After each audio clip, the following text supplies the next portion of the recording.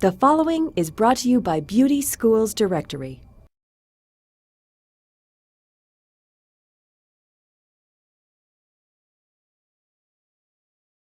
Hi, my name is Jager. I've been in the industry for over 30 years. I have done all aspects of the industry, starting out actually with my family, because my family has been in the business, each and every one of them. My mother, my mother's mother, my grandmother, my uncles, on my father's side, there's uncles and aunts who are in the business. So I think that, as we said before, hairdressers breed hairdressers. So my background is coming from a background of cosmetologists and barbers, and I went on to beauty school right from high school. I didn't take the high school program, but I went on right after high school, and then I worked in a salon with two other men who I used as mentors throughout my career. Then I went on to work in two other different salons, and finally found myself a home. And it was called Hair Performance back then. I'm not sure if you know of that particular organization or not, but it was very big in my day. John Nico owned over 350 of them, and so I was part of his program and his whole culture in the industry. From there, I went on to open up my own salon with some family members. I had each and every one of my family members work there.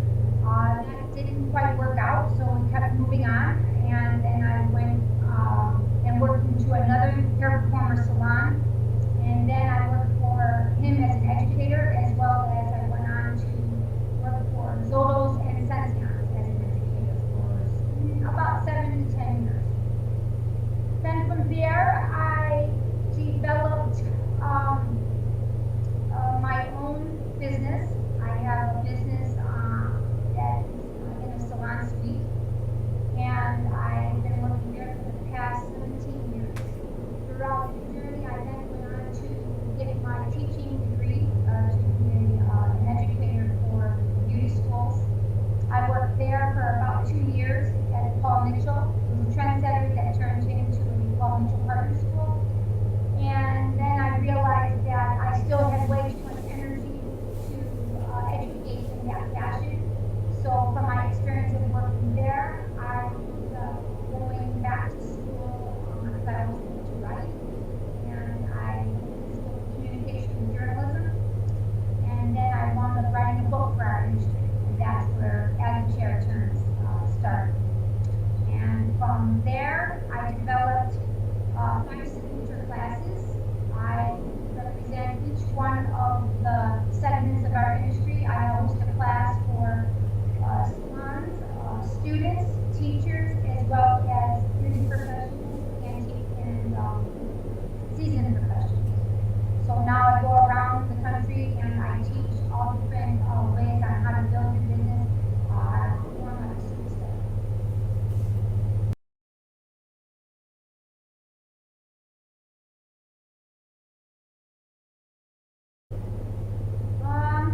Back then, I was 18, and I think that as many students looking for a beauty school to go to, I was looking for something that was very trendy, that was very modern, that offered a lot of other types of cosmetology advancements.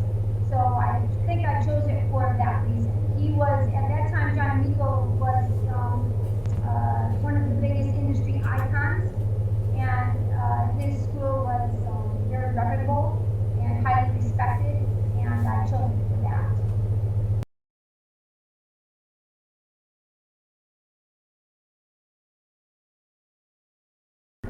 Mainly questions of where can I go with it, like what other things can I do with my cosmetology license, what type of money can be made, what is my earning potential, where do I find the right salon, and you guys offer that type of information to help me get started, in finding the right salon or company that I was going to work for. I don't think I knew how much the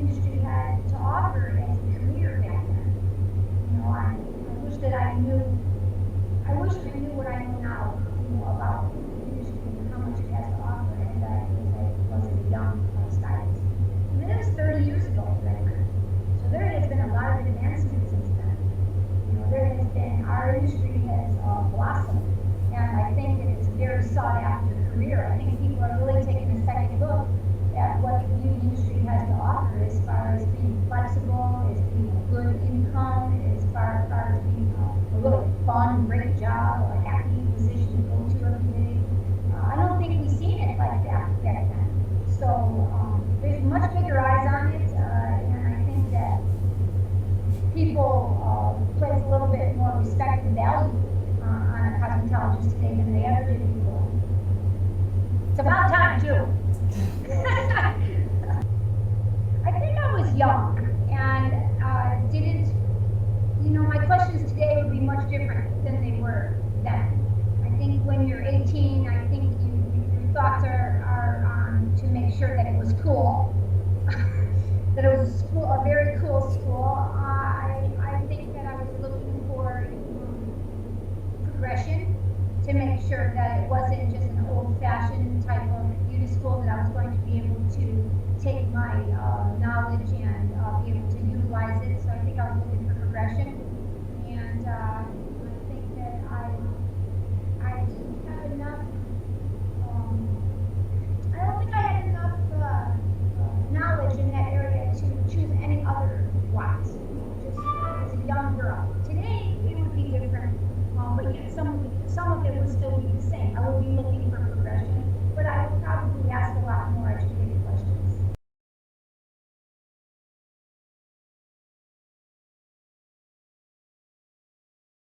Well, first I'll show it to you. This is it. It's called As the Chair Turns. I will share with you that it is in its 11th edition of As the Chair Turns. I have written it and rewritten it to continue to stay progressive with today's students. I think that the information in there is very valuable. The reason why I wrote that book was actually from my experience, which is kind of crazy because you never know where life is going to take you. That's why you always need to say yes. From my experience of working in the beauty school, because when I was there, I had seen that the beauty school programs were set up to get the students ready to graduate.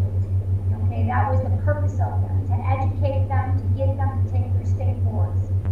And what I had found from working as a teacher was that these students, although they were learning all of these technical type of skills, they still needed to hear a voice from a veteran, somebody who's been out in the field, somebody who has lived the life of a hairdresser, and who was still very, very passionate about it. They needed to know what other stuff, what other skills that they needed to apply to their education.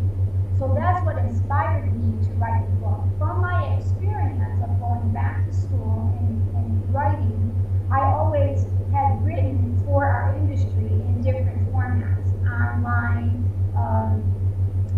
in print magazines and, salon news, modern salon, and, different online sites. And so what I did was I had seen that all of the things that I had written in the past, I had kept, and I had seen that there was big value in all of my information that was going out there. I hit on topics that were very, very important for a new cosmetologist, topics that they really needed to understand would help them become more successful if they apply these to their education. And the topics that I found that are really important are what we call today soft skills. And soft skills are, in essence, it's personal and professional development. Because I think that the thing that a student doesn't really realize today is it takes a lot more than just being a great artist in our industry. That, honing your craft is fantastic, and you definitely need it. But in order to really be successful, as a cosmetologist, you have to have the skills of communication, of adapting, of adjusting, of learning how to market yourself, of learning how to, approach people and become approachable, and have really good professional skills, and be able to have fantastic eye contact with your client, and being really into it. Some stylists aren't even into it. They don't look at their client being, a human spirit and understanding that that's the real core of our industry, that we deal with humans today and not just a big head of hair.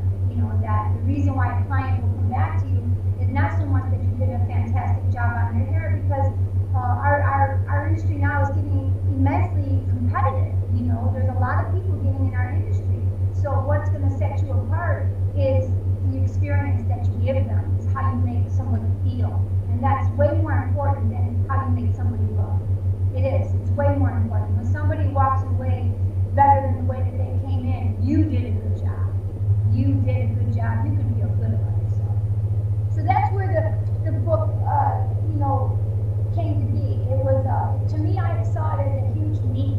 I saw it as something that schools, beauty schools, like, it's not that they don't know that it was a need, but they don't have that much time to be teaching it. And unless that teacher that they have, is really in the game and really puts a little bit of extra effort into their teaching, they don't touch upon topics like that, because they have their time allocated for all these other things that they have to teach. So this is something that I felt that the schools today really needed, was to hear some of the outside things. Some of the topics too that are in here, just to briefly go over, is having them understand that there's 75 ways to be more successful, which was opening up their palette and letting them understand all the different career options. Teaching them what soft skills and personal development really is. Giving them to really set some goals for themselves. I think goals are immensely important to not only a beauty school student, but to everybody. Because if you don't have a plan, you ain't going anywhere. So I think it's real important just to give a student an opportunity to think about what their future is and why did they choose beauty school? Why? Let them kind of unfold it for them. And then making a commitment, how to make other people happy, and superb customer service, marketing yourself, why clients don't return, adapting, adjusting. There's 10 chapters in here, and the really great thing about the book is that I know that students don't necessarily like to read anymore. So what I had done with this book on its 11th edition was that I shortened it so that each chapter was short and concise and in big print, and something that they can get in and get out of very quickly. So it's kind of like in a text message type of format, so that they wouldn't be bored with this. And it's very, very inspirational.